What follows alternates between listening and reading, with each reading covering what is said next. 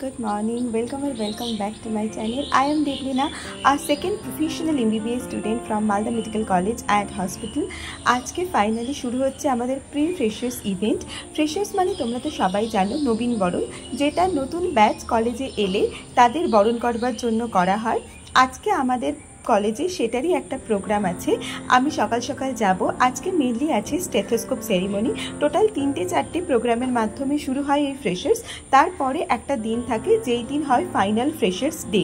সকাল সকাল উঠে আমি তো রেডি হতে শুরু করে দিয়েছি, হলুদ রঙের একটা কুর্তি আর তার সাথে প্রচুর সাজুগুজু করে। অ্যাকচুয়ালি তোমাদের সাথে অনেক দিনই আমার ভিডিও শ্যুট করা হয়নি, তাই আজকে ভাবলাম যে এবার থেকে রেগুলার তোমাদের জন্য অনেক ভিডিও নিয়ে আমি উপস্থিত হব। আশা করি সেগুলো দেখতে তোমাদের খুব ভালো লাগবে। সো তার আগে চলো ফটাফট রেডি হয়ে নিই। আজকে যেহেতু আছে স্টেথোস্কোপ সেরিমনি, তাই আমাদেরই জুনিয়রদের ফেলিসিটেট করতে হবে। আমি আর শ্রেষ্ঠা সকাল সকাল হয়ে গিয়েছি রেডি, বাট এখন তো বর্ষাকাল, মালদায় তো প্রচুর বৃষ্টি, তাই রেডি হয়ে যাওয়ার পরেও ভাবছি দুজনে বেরোবো কি বেরোবো না। যাই হোক, ফাইনালি আমরা বেরিয়ে পড়লাম। অঙ্কিত চলে এসছে, তিনজনে অনেক ছবি তুলে। ভিডিওটা ফার্দার এগোনোর আগে আমি তোমাদের বলতে চাই যে PW Med 8 first year MBBS স্টুডেন্টদের জন্য নিয়ে এসছে একটা হিউজ অপরচুনিটি, দ্যাট ইজ ফারি সিরিজ, ফারি 2.0।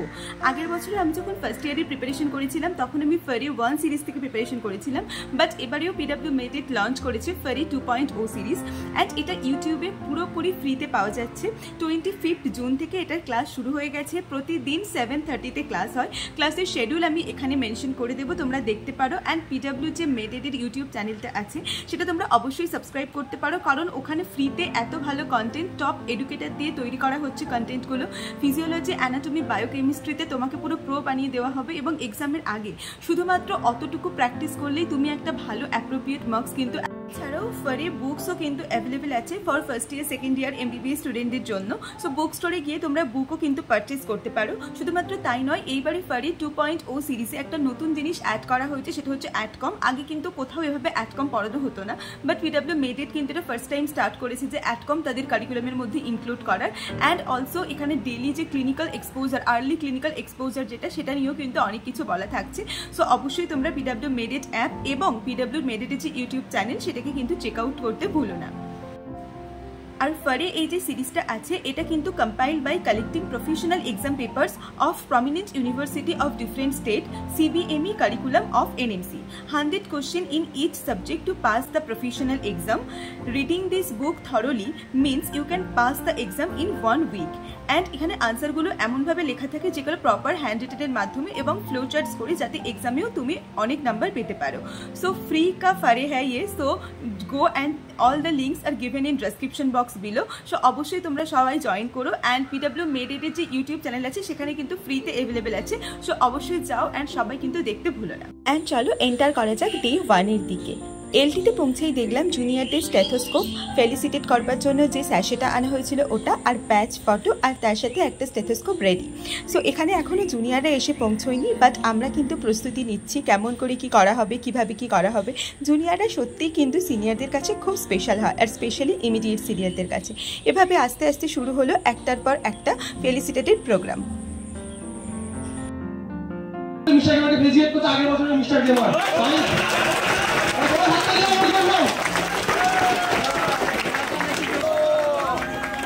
আর তারপর আসলো আমার পালা, আমার আর অঙ্কিতের পালা। অ্যাকচুয়ালি আমরা দুজনে এশাকে ফেলিসিটেট করেছিলাম, যদিও এটা আমাদের কাছে সত্যিই খুব স্পেশাল একটা মোমেন্ট ছিল। আগের বছর এইভাবেই আমরা সিনিয়রদের থেকে ফ্রেশার্স নিয়েছিলাম, এবছর জুনিয়ররা আমাদের থেকে নিচ্ছে।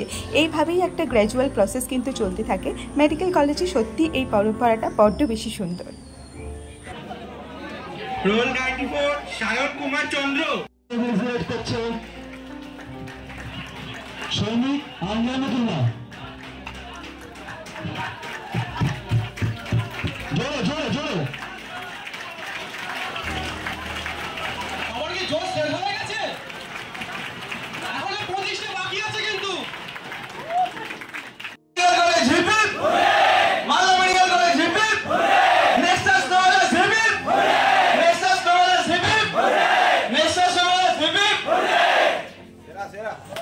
এইভাবে স্টেথোস্কোপ সেরিমনি শেষ হয়, বাট জুনিয়রদের ফটো তোলা আর শেষ হয় না। যাই হোক, আজকে তো ওদেরই দিন, ওরা অনেক ফটো টটো তুলে নেয়, আমরাও বেশ কিছু ফটো তুলি, তারপর আমরা চলে যাই একটু খেতে। খুবই খিদে পাচ্ছিল, সকাল থেকে কিচ্ছু খাওয়া হয়নি। এইভাবে ডে 1 শেষ হয়। চলো এবার এন্ট্রি করা যাক ডে 2 এর দিকে।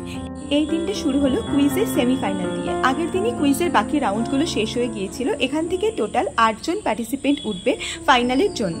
সো সেইটা কমপ্লিট হওয়ার পর এখানে ছিলাম আমি, সাবা আর ছিল আমাদের সাথে নিশাদ। আমরা সবাই কিন্তু কুইজ টিম, মানে আমি কিন্তু নয়, ওরা কুইজ টিম আর আমি ওদের সাথে একটু বসেছিলাম। আর এখানে প্রতীক দেখো কন্টিনিউ ডিস্টার্ব করছে। যাই হোক, আমরা কিন্তু প্রচুর মজা করেছিলাম। আর এরা হচ্ছে mainly organising team batch 2K22।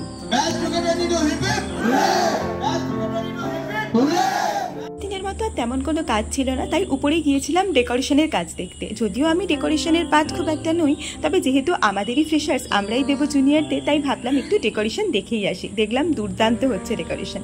চলো এবার এন্ট্রি করা যাক ডে 3 দিকে।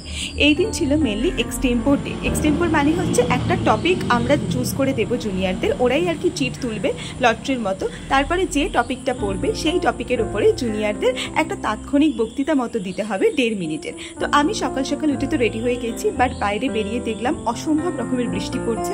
আজকে তো বৃষ্টি থামার কোনো নামই নেই। আর এই এক্সটেম্পোরে প্রেজেন্ট থাকাটা কিন্তু ম্যান্ডেটরি থাকে প্রত্যেকটা জুনিয়রের জন্য। এই হচ্ছে চিটস, এগুলোর মধ্যেই ওদের তুলতে হবে। সব কিছু রেডি করে নিয়ে আমি এখন বেরিয়ে ভাবছি যে কি করে যাব। যাই হোক, যেতে তো হবেই। আমি অ্যাজ এ সিনিয়র যদি না যেতে পারি তাহলে জুনিয়ররা কেমন করে আসবে বলো তো। তাই আমি ভাবলাম যে আর দেরি করা যাবে না, এবার আমাদের অবশ্যই বেরিয়ে পড়া উচিত। যতই বৃষ্টি পড়ুক না কেন, ছাতা নিয়ে বেরিয়ে পড়তে হবে। যাই হোক, চলো দেখি গিয়ে কি হচ্ছে।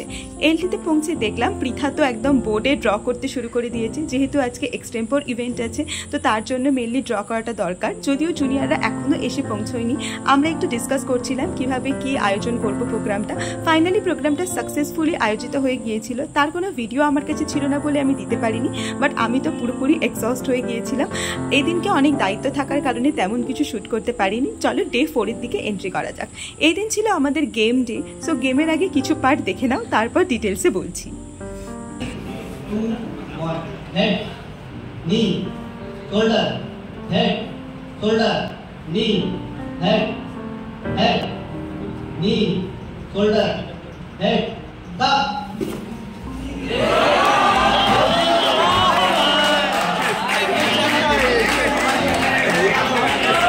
আমাদের ব্যাচ থেকে কিছু জন ছিল গেম টিমের তরফ থেকে, তারাই ডিফারেন্ট 4-5 রকমের গেমের আয়োজন করেছিল। সেখান থেকে ফাইনাল রাউন্ডে ওঠার পর একজনকে মিস্টার গেমার ঘোষণা করা হয়, যার ডাইরেক্ট এন্ট্রি থাকে ফাইনাল ডে ফ্রেশার্সে। এরপরে এটা হচ্ছে আমাদের এলটির ছবি। এই এলটিতে আমাদের বেশ কিছু কাজ ছিল। অ্যাকচুয়ালি জুনিয়রদের ট্রেলার শ্যুট ছিল, মানে যে মেইন ডে ফ্রেশার্সের কালচারাল ইভেন্ট হবে তারই ট্রেলার শ্যুট। তো চলো তার কিছুটা পার্ট তোমাদের সাথে একটু শেয়ার করি।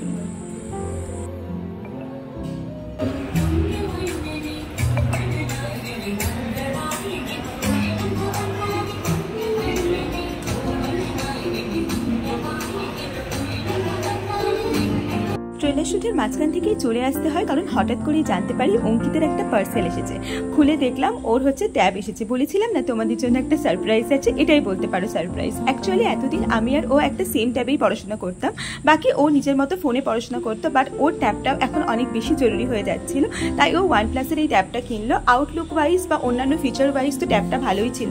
বাকি ট্যাবটার বাকি গুণ অন্য ভিডিওতে কখনো শেয়ার করবো, যে আর কি কি অসুবিধা বা সুবিধা হচ্ছে। এরপরে আমাদের কালচারাল গ্রুপের একটা মিটিং ছিল, তো সেই মিটিংটা মেনলি ওরা অ্যাটেন্ড করছিল। আমার এখানে তেমন একটা কাজ ছিল না, বাট আমি তো এমনিই বসেছিলাম আর ওদের ভিডিও এইসব শ্যুট করছিলাম। বাট তারপরেই হচ্ছে মেন আকর্ষণীয় বিষয়, সেটা হচ্ছে খাওয়া দাওয়া। সবাই মিলে এগরোল অর্ডার করেছিলাম আর সেগুলোই খাওয়া দাওয়া করা হলো। এটা বলতে পারো মানে যে কোনো মিটিংয়ের একটা সবচেয়ে ইন্টারেস্টিং পার্ট। আর তারপরে ছিল মেন ইন্ডিয়া ভার্সেস সাউথ আফ্রিকার যে ফাইনাল রাউন্ডের খেলা। স্ট্রাগল করবার পর ইন্ডিয়ার টিম ফাইনালি ম্যাচে জিতেই গেল অ্যান্ড ইন্ডিয়ার ওয়ার্ল্ড কাপ জয় আরও একবার সাকসেসফুল হলো 2007-এর পর।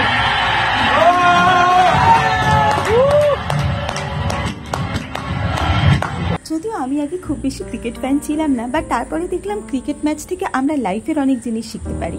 যেমন কিভাবে যখন একদম হোপ নেই সেই সিচুয়েশন থেকে কামব্যাক করা যায়, কিভাবে নিজের স্ট্রং পয়েন্টগুলোকে কাজে লাগিয়ে শত্রুর মোকাবিলা করা যায়, কিভাবে অপোনেন্ট টিমকে হ্যান্ডেল করতে হয়, কিভাবে প্রচণ্ড মারাত্মক সিচুয়েশানেও মেন্টালিটি ঠিক রাখতে হয়, এই সবগুলো আমার মনে হয় ক্রিকেট দেখলে খুব ভালো করে শেখা যায়। আর আমাদের জীবনের পার্টি সব কিছুর যেমন একটা বড় ভূমিকা আছে, তেমনই ক্রিকেটের বা যে কোনো কিছুরই একটা বড় ভূমিকা আছে। আমিও জীবনের একটা খুব টাফ সিচুয়েশনের মধ্যে দিয়ে বা টাফ সময়ের মধ্যে দিয়ে যাচ্ছিলাম, একদমই ইউটিউবে কামব্যাক করতে পারছিলাম না, বাট তারপরে ভাবলাম যে একবার চেষ্টা তো করে দেখি, ঠিক ইন্ডিয়া টিমের মতো। যখন ইন্ডিয়া টিমের হার একদম নিশ্চিত হয়ে গিয়েছিল, যখন এরকম সিচুয়েশন দাঁড়িয়েছিল যে সাউথ আফ্রিকা জিতে যাবে প্রায় 93% আর ইন্ডিয়ার জন্য মাত্র 7%, সিচুয়েশন থেকেও কিন্তু ইন্ডিয়া কামব্যাক করেছিল। তো লাইফে কামব্যাকটা important. That's it for today's video, মেন ফ্রেশার্সের ভিডিও অ্যান্ড আরও অনেক লং ভিডিও নিয়ে দেখা হচ্ছে তোমাদের সাথে খুব তাড়াতাড়ি। ততক্ষণ পর্যন্ত খুব ভালো থেকো, ভালো করে পড়াশোনা করতে থাকো, আর অনেক অনেক অনেক ভালোবাসা দিও আমাকে। সো বাই, দেখা হচ্ছে পরের video. You're never gonna make it, you're not good enough. There's a million other people with the same stuff. You really think you're different, man, you must be kidding. Think you're gonna hit it, but you just don't get it. It's impossible, it's not probable, you're irresponsible.